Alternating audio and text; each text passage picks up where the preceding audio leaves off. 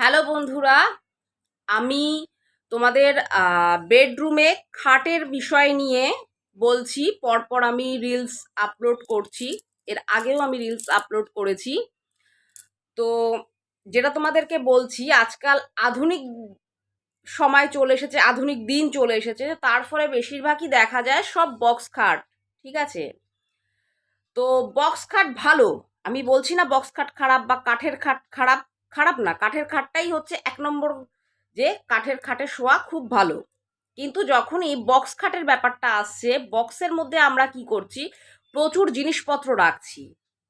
দেখা গেল যে আমাদের ঘরে যেই জিনিসপত্রগুলো আমরা ব্যবহার করি না, অপ্রয়োজনীয় জিনিস, সেগুলোকেও আমরা বক্স খাটের মধ্যে রেখে দিচ্ছি, যেটা ইউজ করা হয় না।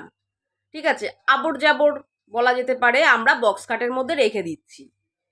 তো এর ফলে তোমার কি হবে, রাত্রিবেলা যখন তুমি ঘুমাবে, তোমার ঘুমের ডিস্টার্ব হবে, তুমি ঠিক মতন ঘুমাতে পারবে না, এবং একটা মানসিক ডিপ্রেশনের মধ্যে সবসময় তোমাকে থাকতে হবে।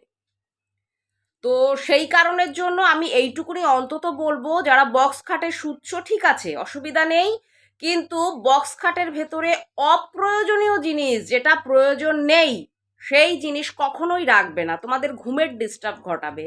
এটা কিন্তু অবশ্যই মাথায় রাখবে প্রত্যেকে।